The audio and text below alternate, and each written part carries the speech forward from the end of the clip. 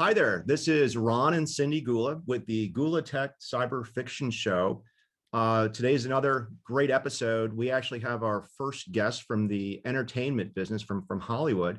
We're going to be joined by David Straiton, who's a famous director, directed a number of TV shows, and Lucas Till and Tristin Mays, who are characters on MacGyver. Before we get into that, I just want to remind everybody who's watching us to join us March 9th at 2 p.m. Eastern for our Gula Tech Foundation prize award ceremony, right? You have to register for that. We're going to be giving away $1 million to a variety of cybersecurity nonprofits who are helping African Americans get more engaged with cybersecurity. And depending on what year you're watching that's 2021. So yes, that's awesome. All right, so I'm going to read a little bio, do some intros. We're going to get right to our guests today. All right, our guests today are director David Straiton and actors Lucas Till and Tristin Mays from the CBS MacGyver reboot in their 5th season. David has directed a variety of TV shows involving this season's MacGyver, House, Star Trek Enterprise, which is our favorite, by the way, which is good. Angel, Charms, the 4400, Dollhouse, Fringe, which we love that. Yes, had good stuff there, and Agents of S.H.I.E.L.D. to name a few. Lucas plays, they say this is from IMDb, right? The young Angus MacGyver, who works for a clandestine organization within the US government, relying on his unconventional problem-solving skills to save lives. Lucas has also played in a variety of movies, including Alex Summers as Havok in a few of the X-Men movies. And for those watching, this is where you were going after Apocalypse. Apocalypse materializes and the mansion blows up, a very iconic scene. And finally, I blow it up. That's right. And finally, Tristan plays Riley Davis on MacGyver, who was also a child model, played Nala on the Broadway Lion King production, and acted in a variety of children's and young adult shows, including not Gula Gula Island, right? Gullah Gullah Island, which is great. And Tristan is also a business owner who operates Trizio and has a boutique in Riverside, California, right? So yeah, we're very excited for you to join us today. Thank you so much. And you guys are all coming to us from Atlanta today. Yes. Phenomenal. All right, well, let's enough me yap and let's start talking. So maybe David, let's start with you. How did you get involved with directing, and how did you end up on running CBS MacGyver's this season as a director? Thanks for having us, and also the famous people are Tristan and Lucas. I'm just a humble servant of television production, so let's start with that first. But the I started out like a lot of people do. I started out as a production assistant in television, or in commercials rather, and lied my way into directing. And I started doing music videos and commercials, which led to long format, which is anything longer than 30 seconds, which is what we used to call it in the commercial days. Anything longer than 30 seconds is long format. And then we segued into doing narrative television, moved to Hollywood, and started to work on some fun, kind of interesting, dramatic stuff. I think my first big break for television was an NBC series called Providence. Oh yeah. And but then sort of segue more into action and sci-fi. Not really sure why, because I thought I was going to be a comedy director, but ended up doing like lots of sci-fi stuff and lots of sort of adventure, big action stuff, which I really enjoy making. And the MacGyver thing started as an episodic assignment. I went out 3 years ago, had such a good time on the show. It was such a fun show to make, great cast to work with. It was fun to shoot in Atlanta. We got to do really great things, and I just fell in love with the series. The following season, I was offered the job as what's called the directing producer, which means in addition to directing some of the episodes, I was also able to produce, so work with other directors, work in post-production, editorial, and help kind of sort of help shape the show. And that's continued into this season. There's the Reader's Digest version. That's awesome. Yeah, it's very exciting. It's always great to hear how people get to where they are, because our paths are never what we expected them when we start, and especially in cyber and things like that. So it's always really exciting. So Lucas, tell us about yourself. How did you get to the acting bug? I was in Atlanta. I grew up mostly in Atlanta, and I was like 10, and we got a call from it's an acting school, and they kind of like go through the phone book and just call random people, and those people come in and they give referrals of other people that they think would be ideal, and you audition for this school, and then you pay lots of money to take these classes. But they had auditions for local agents, and got my agent from there. And then I started doing commercials when I was, that age, and then it led to this. Lots of auditioning later, and now I'm working with Straiton. Straiton actually gave me my first job when I got to LA when I was 18 on House. I did a guest star on the show. So yeah. Did you pretend to be sick, or what were you doing? Oh man, Straight, do you remember this episode? Yeah, I do. You end up being the father of Cuddy's child, right? No, the woman who ended up the girl who ended up throwing up in the teaser. What? See how he's laughing? The problem is basically what happened was the character I was playing was I think we were a private school or something, and I was getting alcohol for a girl who was, not the popular girl, and I ended up getting her pregnant. No one knew why she was getting sick, but she ended up getting, I think the disease it's called eclampsia. I know it's not funny, but it's called eclampsia. I can't remember that.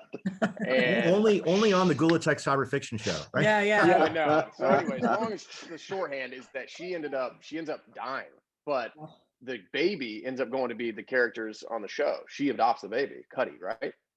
That is correct. Oh, wow. Yeah. So the baby that I had ended up being her adopted son or daughter.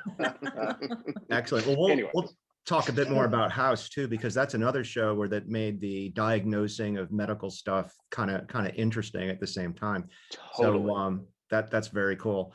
Awesome. So Tristan, so besides Gullah Gullah Island, how did you get involved with MacGyver and acting? I got started with acting before I was old enough to know what I was doing. I was 2 when I probably did my first print ad for like the little baby cash registers and stuff like that. I did a lot of stuff like Baby Gap. I was with Ford Modeling Agency as a child, just growing up in New York. Trudging through the snow with my mom and a stroller and my brother. Then I booked Gullah Gullah Island when I was about 7. And after that, it was just kind of nonstop little Nickelodeon Disney stuff here for like the next 6-7 years. And then a couple of movies. And then now I'm on MacGyver. Well, that's great. Excellent. So let's stay with you and talk about MacGyver. So you're in your 5th season. So congratulations to all of you on that.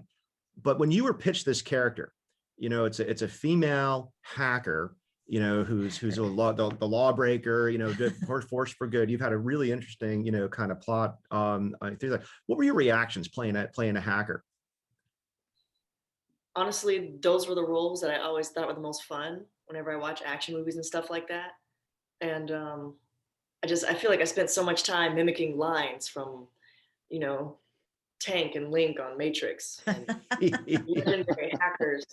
That I was like, oh man, when I first got the breakdown for this role and it said Riley Davis, computer hacker with a chip on her shoulder and an attitude, I was like, oh, it's a wrap. But I don't know. I remember just walking the audition. The day I auditioned for MacGyver was actually the day I quit acting, just because it was just so tough. And I ended up booking the show basically the same day that I went in for it.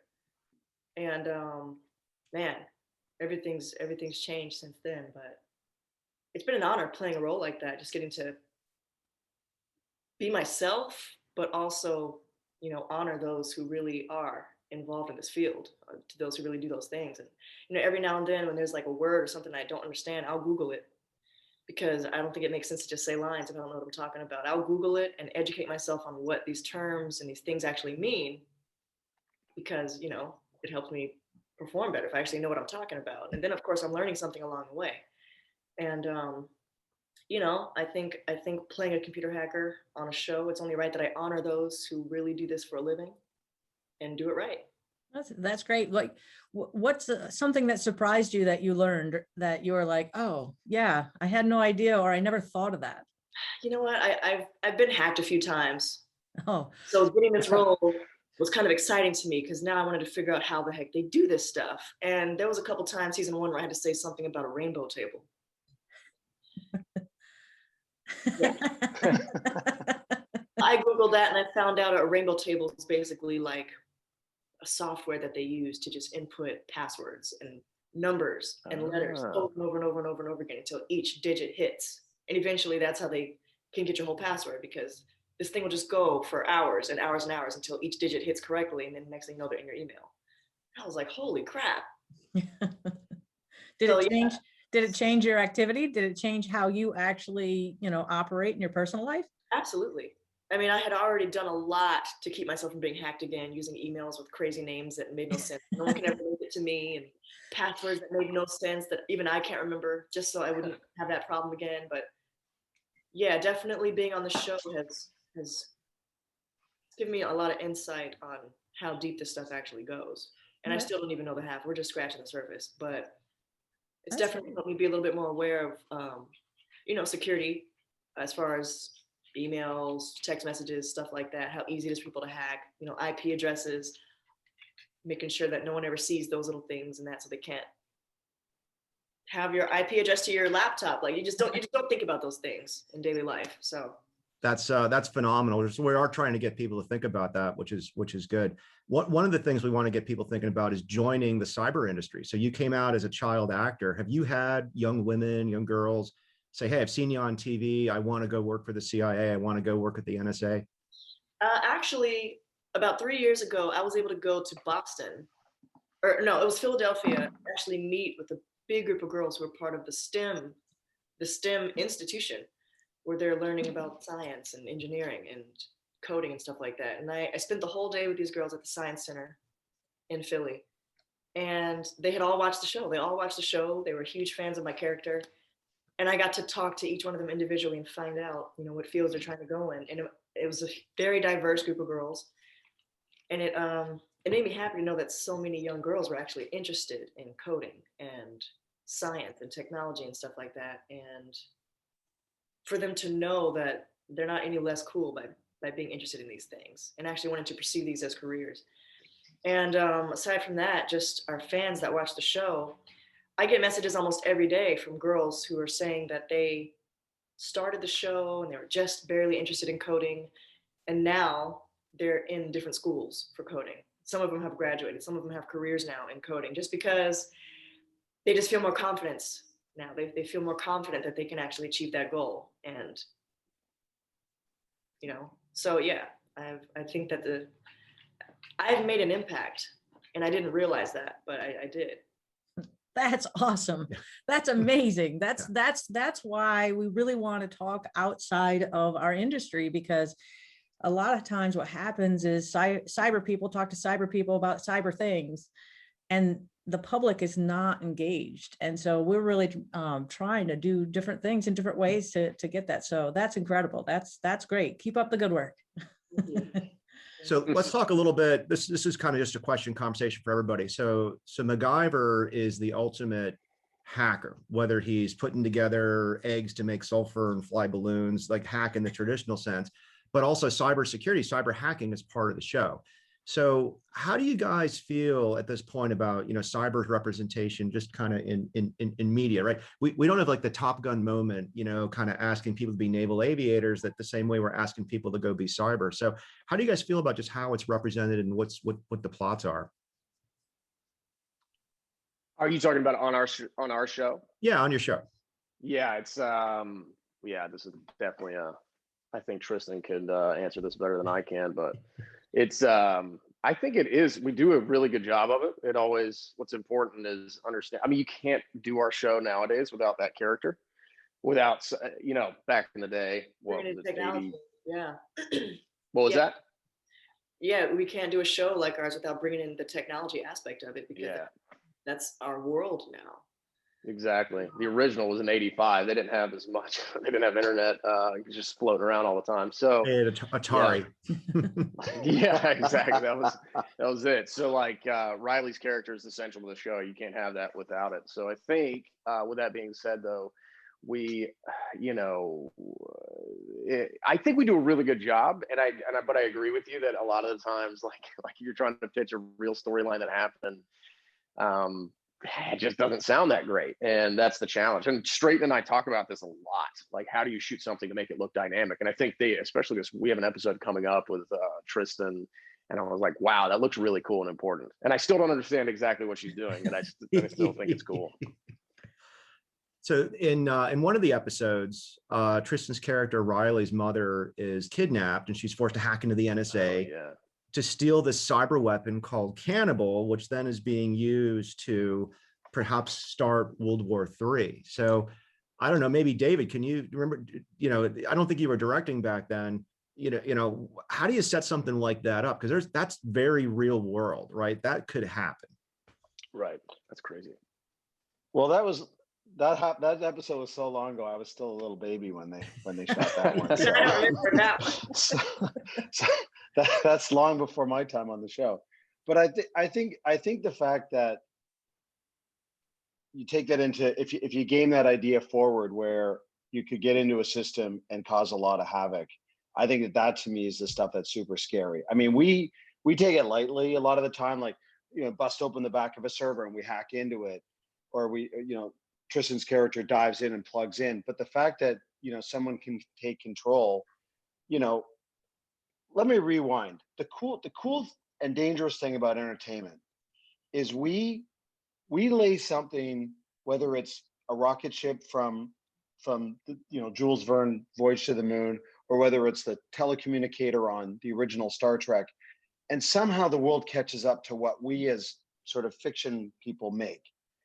We're talking now space tourism. These are all things 20, 30 years ago were just science fiction. Now it's sort of science fact. So the fact now that even the concept of cyber warfare, it's so abstract, and yet we're in the middle of it, because in the middle of a pandemic, Russia hacked the United States, the biggest hack ever. That's an invasion of our country. And it just sort of gets slid under the carpet. It gets slid underneath the bigger news of the day, which is kind of real tangible stuff. So, although I'm not really answering the question specifically, the fact that you could create global havoc with cyber by using a laptop or a series of coordinated people working together to attack on a technical level, absolutely frightening. And these are things which were written about, like Philip K. Dick, and now it's happening for real. Or my favorite, Heinlein or Ray Bradbury. All of those things, all written about in sci-fi, now it's happening for real, including cyber warfare. And I think that concept a long time ago was like, what does that really mean? But the idea of taking control of like a missile system or an aircraft carrier or a radar defense system, or even just basic stuff like actually taking control of a computer network, super frightening. So, or a water supply, and potentially wreaking havoc again in the critical infrastructure. So yeah, a lot of this is true and can happen. And shows, actually, it's funny. I know, David, we talked before, you're like, I actually work on a show that's actually a verb, to MacGyver something. And so I was like, oh, I love that. I was a big fan of the other, the previous show as well. And I love watching what you guys are doing. And so pushing that forward, again, it's that futuristic fiction is catching up. How or what do you think are ways to get people paying attention, saying, no, this stuff can actually happen? Talking about it more. Yeah. You talk about it enough.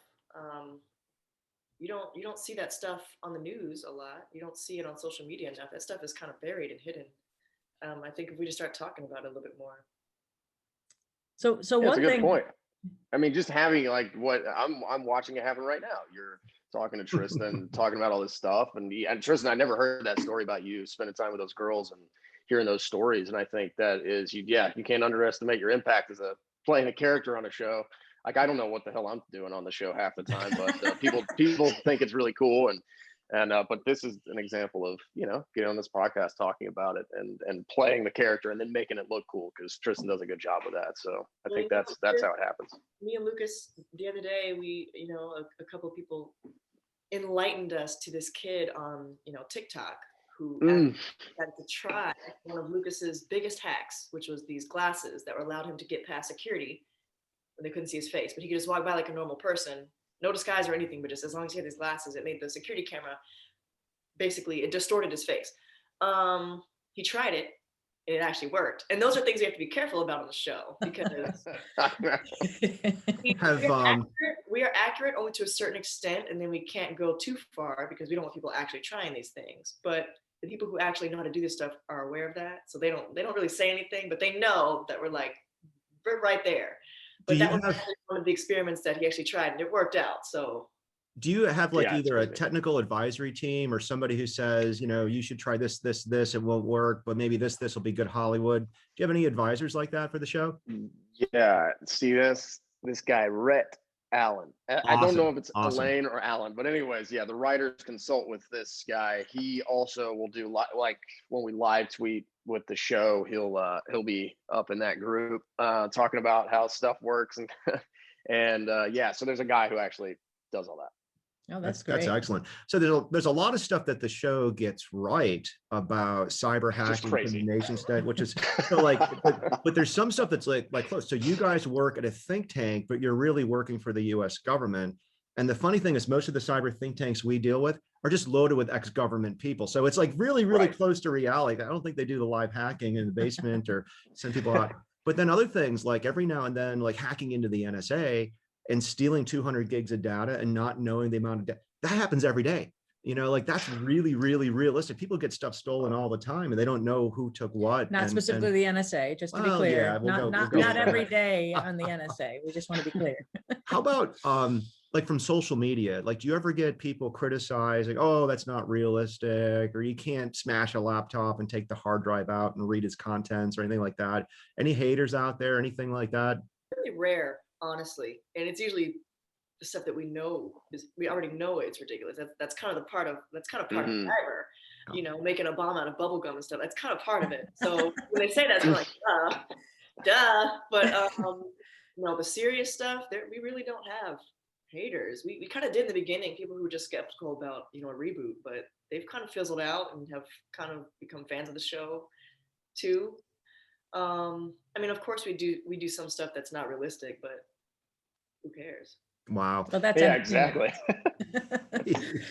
So a lot of folks who watch our show, they work at banks, at universities, military, government. And a lot of times our industry doesn't really reach out to what I consider the rest of the country, right? Dentist office, dealerships, movie people. So how do you guys use IT? Like, how do you communicate? How do you plan? Are you on Signal? Are you on private Facebook page? Like, you can't give us details, but how do you guys use it? What do you guys do? Well, I mean, the biggest thing right now, we're talking on Zoom, and for all the production meetings, everything has happened on Zoom. I'm doing something for an organization called Shirts Across America, and they can't do a march, so doing a digital one. But because of that, they then had to use Zoom, and because of they can't do anything else other than digital. But that then broadened their reach, and then that made them now people are asking them to make a curriculum.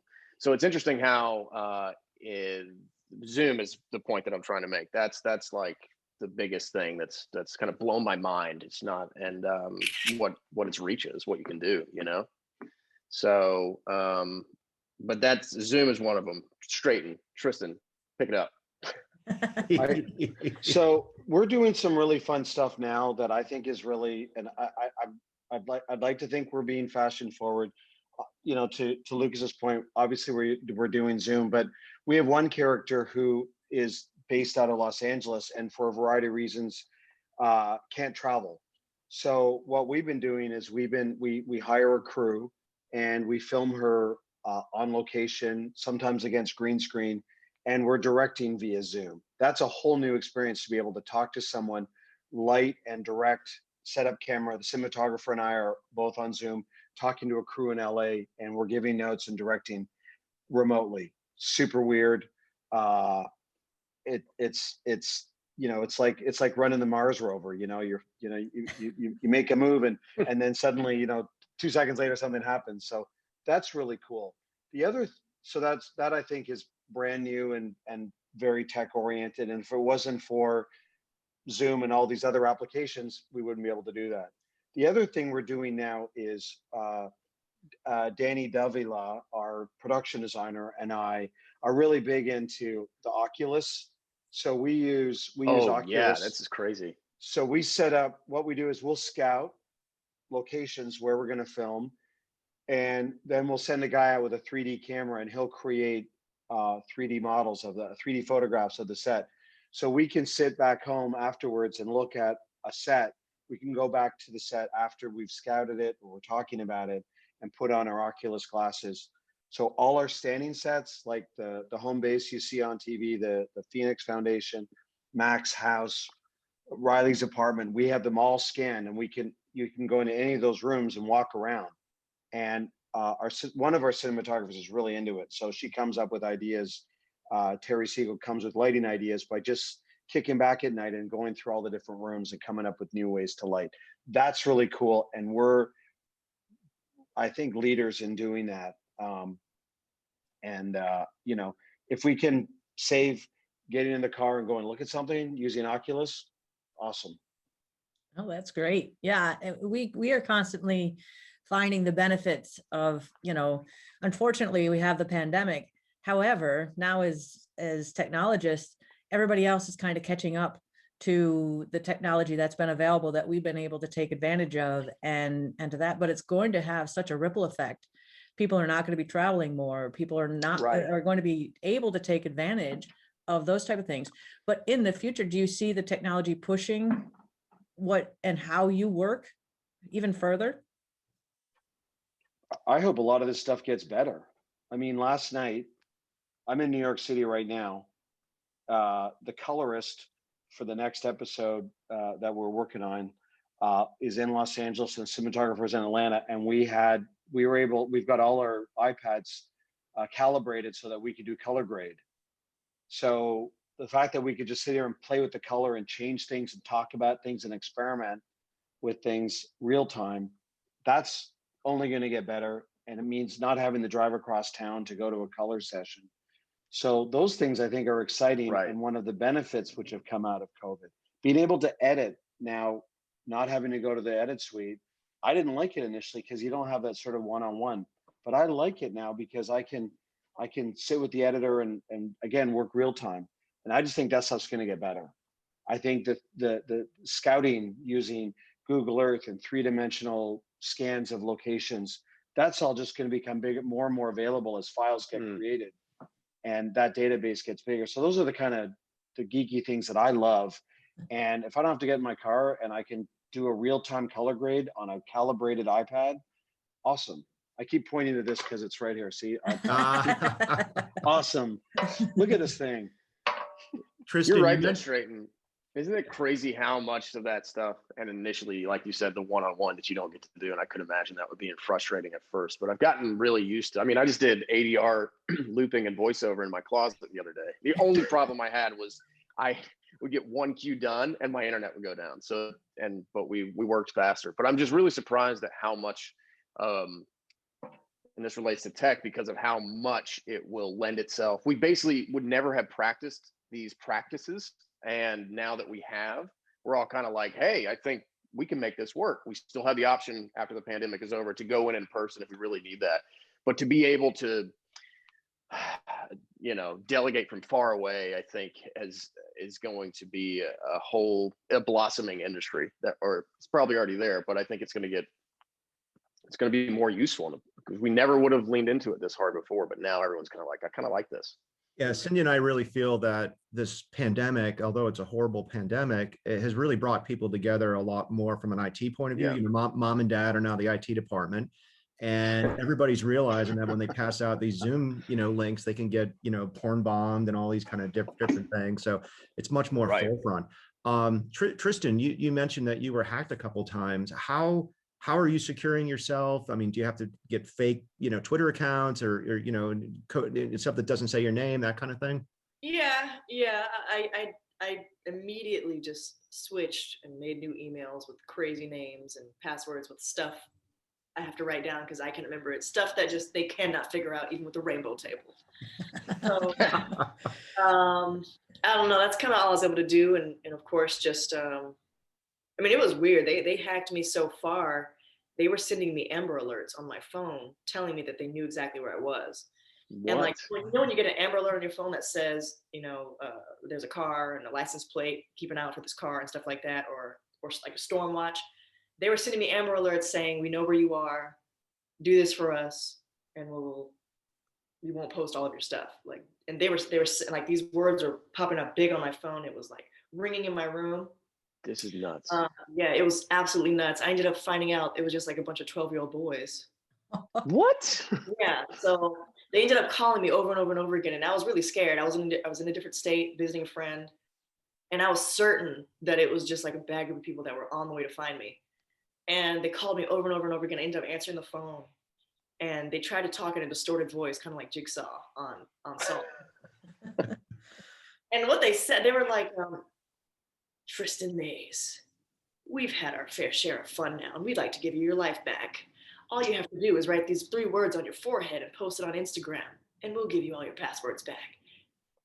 And I was like, why do you guys sound like The Purge right now? Yeah. Like, seriously. And as soon as I said that, they all started dying laughing, totally broke character. And I was like, oh my gosh, you guys are a bunch of little boys. And they're like, yeah, this is what we do for fun. And I was like, wow. You guys don't want to just like go to the beach or like go skateboard? Like that? Go work for the CIA. And they were like, Yeah. no, we just want to hack more verified accounts. I think that's what we're going to continue to do. And I was like, wow, that's crazy. You guys are blackmailing. So I basically lied to them and told them that I actually did find their location. I even found pictures of them and everything because I'm kind of a hacker myself. I know. You really are. I found photos of them. I knew exactly where they were. They're in the UK. I found everything and I sent it back to them. And that's when they got scared. And they left me alone after that. Were you going to escalate and call their mom? I know. That was what I was going to do because I was actually headed to the UK soon after that, but I decided to leave them alone. But so when famous people, go ahead. After that, I just was a lot more secure with passwords, phone numbers and stuff like that. If someone exchanges a phone number with me in like a direct message, I'll just delete it as soon as I save it. Because what they did was they took everyone's phone numbers and started blowing up their phones and posting their numbers. A lot of my friends who are on other shows and movies and athletes and stuff like that, they took all their phone numbers. And another crazy thing they did is they started writing all of my friends' messages, which were security questions. So as me, they were pretending to be me in my profiles. They would have hit Lucas up and said, "Hey, what's your mom's birthday? Whoa. Want to get her a present?" And they were like tricking my friends into actually giving them their security questions. Dang. Log into their accounts. It was a mess, but we learned a lot. All of us learned a lot after that. I had all of my friends change the way they were going about everything, their security protocols. I learned a lot. It won't happen again.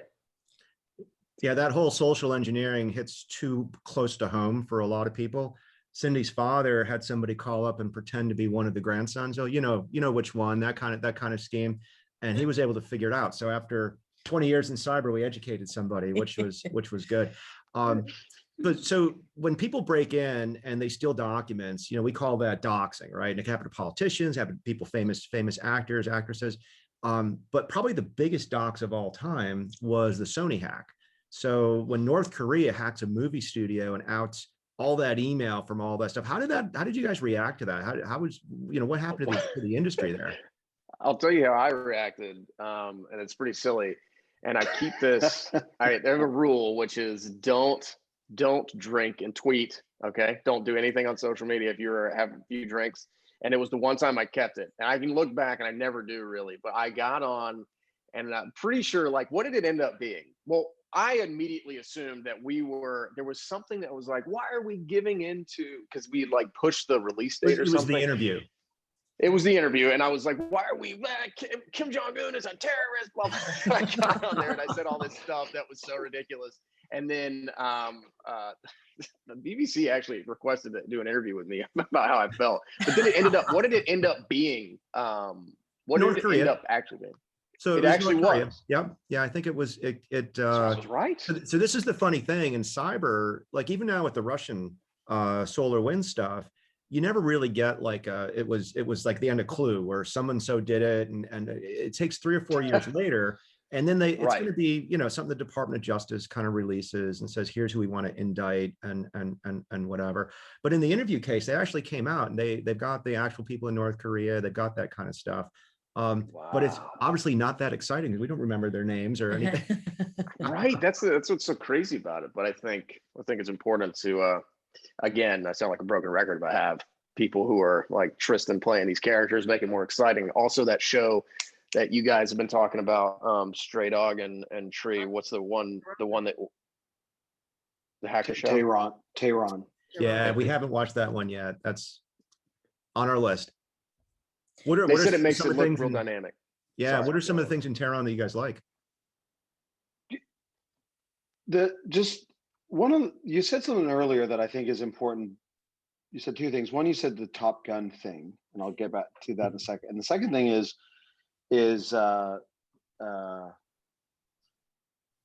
you might have to cut this part out while I have a senior moment. Okay, Top Gun. I can't believe. Well, the thing is, the thing that's what, and getting people interested and aware of this. You know, Top Gun. No one knew about fighter pilots and jet and aircraft carriers and all that stuff before Top Gun came out. Of course, Top Gun happens and everyone signs up into the Navy to become fighter pilots. And I think that, you know, like say hacking is and cyber world is, you know, all takes place sort of at a desk with people typing. So how do you make that interesting? How do you make that exciting? And Tristan and I did a shot the other day that I'm so excited about, where she walks in, where Lucas's character and Tristan's character walk into this room, and I can't give away too much, but this room turns out to be not what we think it is. Anyway, we just did this shot that I'm so excited about, where she's looking around there and going, holy crap, what is this place? And the camera wraps around, and Terry Siegel, who lit it, it looks really bitchin', and we just see her on her face take in this room, and it's like, what is this thing that we weren't expecting? And then she has to grab her rig and tie it into the system and extract information and link it up to our guys back at the Phoenix. To me, doing stuff like that hopefully gets people excited about it, because we've got to take something that may not be visual. Like, it's easy to shoot fighter jets and make that look awesome. So does that mean my time's up? Oh no. Yeah, I'm not sure what that was. That's it. Stop talking. Stop talking. We're boring you. Anyway, I just think you've got to keep looking at ways to make it exciting so that people lean into it. It's visually interesting. And also, to your first early question about how do you keep the conversation going, doing stuff like that. And I'm really proud of that little moment we did, because it just was sort of all three things coming together that were exciting. So that's coming up on, can you say what episode that's coming up on? Or maybe not? Well, we've changed all the order. Yeah, of our only shows, because so it's so confusing. Like nobody knows. Not because we can't. So somebody would have to watch all 5 seasons of MacGyver to find this one particular episode, which is good. Which we encourage everybody to do. That's right. But David, when we were chatting before, you know, and we were talking about how cybersecurity is exciting and fun of a career as we've had, it's very boring to outside folks. And you had mentioned that the Queen's Gambit on Netflix is something very similar, because chess has just as much moves and counter moves and strategy, but it's pretty boring to watch from out there. And you were recommending maybe trying to take some of those approaches to educating people about cybersecurity. Well, I just think, you know, chess, which is binary, and you're looking at just moves on a table. I mean, what could be, I mean, I love Searching for Bobby Fischer, one of my favorite movies, and Queen's Gambit. I just thought they took something that's really cranial and takes place on a board this big and turned it into a world. And the way she visualized her moves by looking on the ceiling and seeing the pieces move around, I felt at the end of it, I was a chess expert. And if you can do that with cyber, and I haven't cracked that code yet, I'm always looking for ways to is my time up again? That's not us. Stop talking. I know. That's Anyway, weird. that's the stuff I'm always trying to decode, which is like, what's the cool way to tell that story the way they did that with the chess pieces. And by doing that, you're like, oh, as a viewer, like, oh my God, I'm a chess expert. I'm amazing. I know the Queen's Gambit move. So I guess that's the part that we're always looking for is how do you do that? And doing stuff like what Tristan and I did recently, I think is something that's moving more towards that. No, that's great. I mean, unfortunately, one of the things in cyber is we actually benefit when something bad happens. When the Sony hack happened, it made it personal to people who had no attention. When Tristan got hacked, it made it very personal, and to be able to react to that. So in our industry, we have been saying, these are the things, this is how you protect yourself and everything. But unless we make that personal connection, it's very difficult for people to say, yes, I can do this. It doesn't take that long, and it's important for me to do. Just like brushing your teeth and, you know, general hygiene, we're so much more on the digital domain that we really do need that cyber hygiene mentality. For another example, Benedict Cumberbatch in The Imitation Game, you know, they made encryption and cryptography look very, very exciting. And it's got that same thing. Smart people, heads down, you know, working on math, working on algorithms, and it's gonna be hard to get that Top Gun moment, you know, to get people to join, which is good.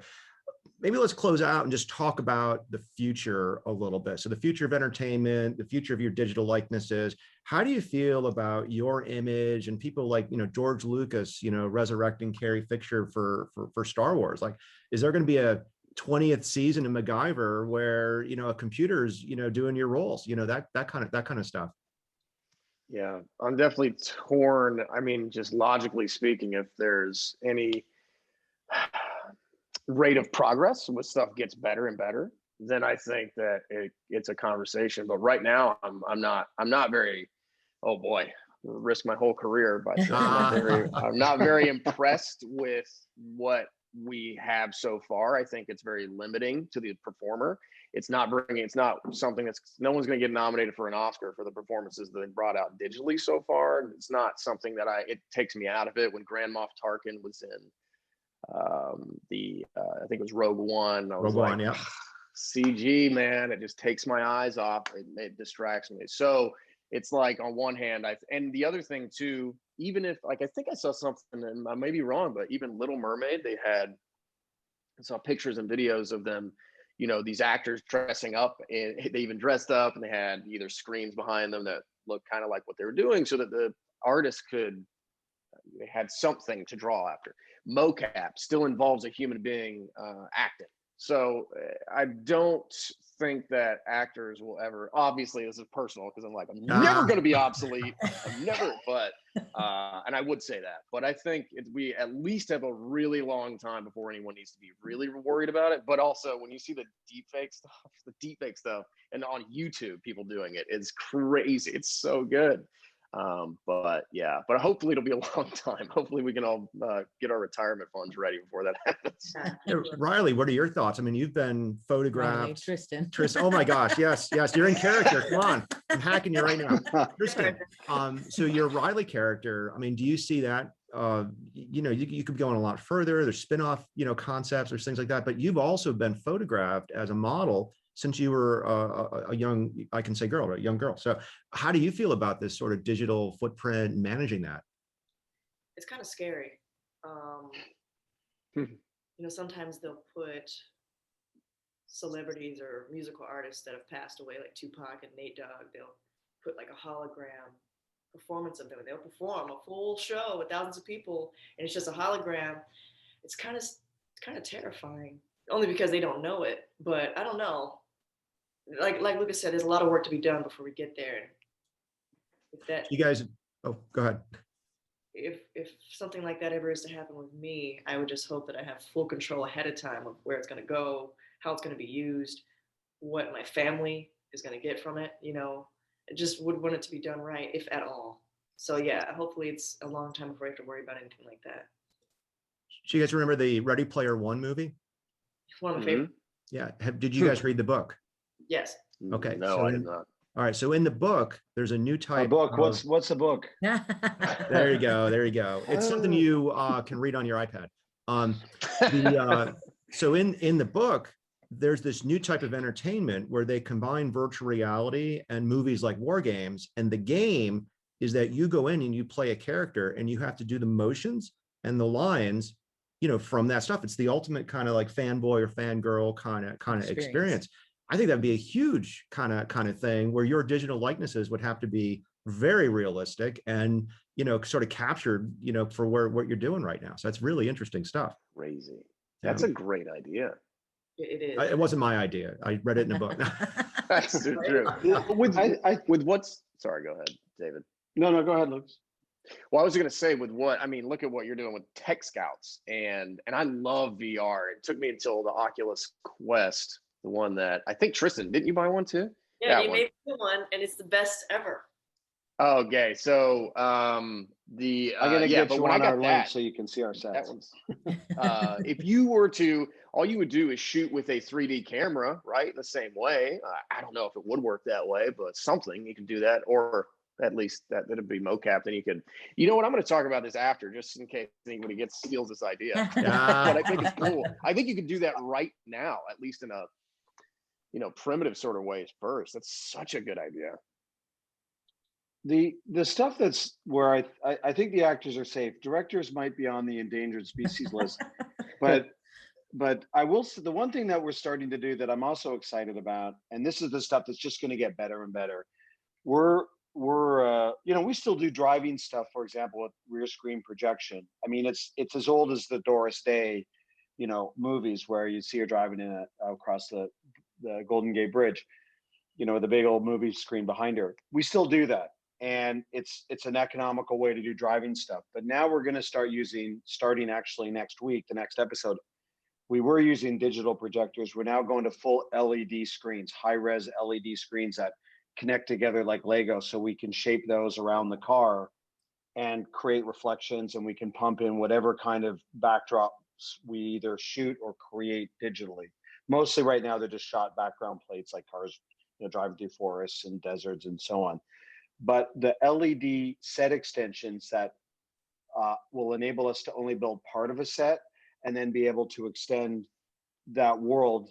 And since we are a show that travel, let's say we just have to build a piece of a Roman aqueduct, ancient aqueduct, and then we could create the extension with, 50-foot digital LED screens. That's all realistic, and that's technology that exists now, and we're going to start experimenting with that with our driving sequence, with our new driving stuff. So we're playing with stuff, and hopefully we can put those outside windows, so it's not just a painting or a backdrop or what we call a translite. We can put a live screen out there and change it, defocus it, change the color. That's stuff's the stuff that really is going to help us. So it's so funny. I remember that was a meeting that I missed because I actually had something to do, but I was like, you know what? I think I can miss this meeting. That's what that meeting was about, wasn't it? LED screens. The LED screens, yeah. Yeah. No, which sounds amazing. Yeah, that's cool. And the cost is coming down, so we can even afford next season, season 6. When we get our next season, we hope to acquire these because it's just cheaper to own them than to rent the systems. Wow. So I think they use that same kind of technique on the Mandalorian series, which just gives stunning stuff. But then from Mandalorian, I go to the Mandalorian in Iron Man, where you have this fake terrorist, and I always thought it'd be interesting to have a plot where somebody pretends to be in front of Big Ben or something like that, and it's totally one of these digital backgrounds. So deep fakes and stuff. Yeah. I mean, we're gonna take that. We're taking that idea. Thank you.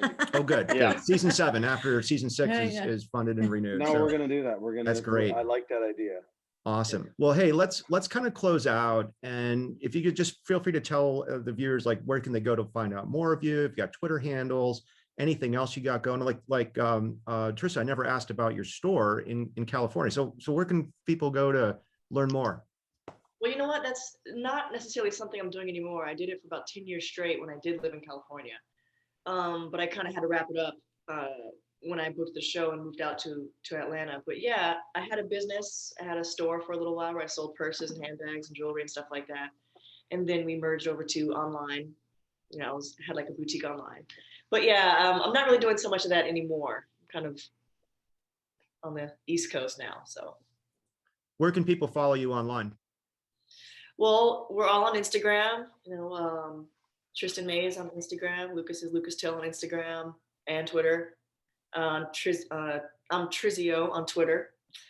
Yeah, we're around. Yeah. Awesome. And she gave me, she gave up all mine, and she's right. We're just our names on there. Give up all your information. Thank you. Yeah, I know. Now I'm scared. Well, one of the things actually, before we kind of go out is, have you said you grew up in Atlanta. Have you been to Dragon Con? Yeah. I always think that I do. I went to Anime Weekend Atlanta, which just happens at the same place. And we dressed up as Spartans. 300 had just come out. Excellent. We dressed up as Spartans. We got kicked out because our nipples were showing. And because we had, that wasn't the only thing. It was because we didn't have sandals. We were barefoot. And they got, not the actual, we went through one time and everyone loved our costumes, but the people who run the convention center or whatever, they didn't like us. But anyways, that is not a Dragon Con story. That has nothing to do with Dragon Con.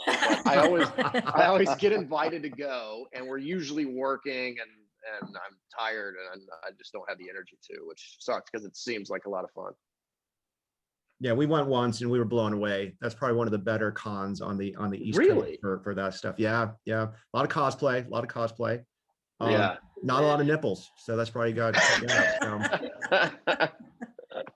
used to live in a building here in Atlanta where every year for Dragon Con, they would group together at this hotel to take their photos.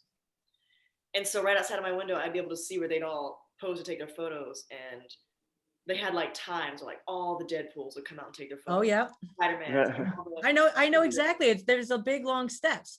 At the And they would have, yes, and oh my gosh, there was like 80 Deadpools out there, and they all like pose differently, and then they'd clear out, and then all the Iron Man would come in, and it was the sickest thing to watch. And I literally sat there outside my window all day and stalked them all. So, yeah, one day I want to go. One day. Excellent. David, as a director, do you have Instagram or Twitter? Do you put anything out there? I can be reached at post office box 1159. I was such an early adopter of technology. I had it all, and then I got rid of it all. I'm not sure why. I have like 3 followers on Instagram. No, and I don't think I follow. Maybe I follow a few people. No, Spielberg and Lucas. School. I don't know. It's like, it's funny. I keep wanting to ramp that up, and I keep not doing it. I'm not sure why. So I know that doesn't really make me seem very fashion forward, because I do love tech. I just, and I'm such an early adopter. I built websites back in the day when you had to write everything. Wasn't all plug and play. And now I'm just like, so old school. Awesome. Well, hey, thank you very much. I think the folks in the cyber industry are going to really enjoy hearing what you guys have to say, coming from out of the entertainment industry. Maybe I'll learn to talk after a couple more episodes. But also just thank you for, being open about, how you guys are approaching cybersecurity, how you're approaching science, and just best of luck to you guys on the next season. And thanks for everything you've done so far. Thank you. Yeah, thanks, guys. This is great. That was